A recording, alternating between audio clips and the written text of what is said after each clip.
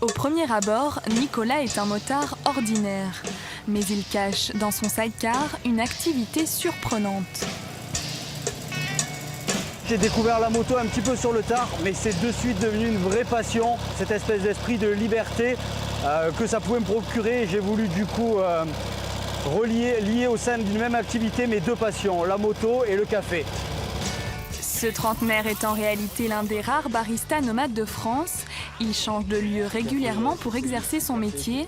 Chez lui, le café c'est tout un art, tout se pèse au gramme près.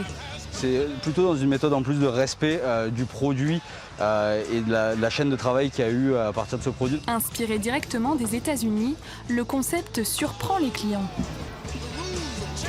Lui, avec le fait d'avoir tout son matériel sur sa moto, je trouve ça vraiment très, très insolite et très innovant, quoi. Seule ombre au tableau, trouver des lieux sur lesquels s'installer. Si certaines communes sont frileuses face à cette nouvelle forme de concurrence, un particulier prête quant à lui gratuitement son terrain. J'ai plutôt bien marché en termes professionnels, mais quand je me baladais dans mon village, je voyais bien que l'ambiance était morose et j'avais cet endroit qui ne servait pas à grand-chose. Nicolas fait partie de ces jeunes entrepreneurs qui ont subi de plein fouet cette crise sanitaire.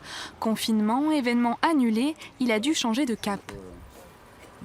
Tout a basculé parce que j'avais beaucoup d'événements à travers la France pour les mois de mai et juin qui se profilaient. Et j'étais du coup en pensée à agrandir directement ma société pour pouvoir exercer pleinement mon activité et pas avoir de contraintes. Et la crise sanitaire a tout stoppé.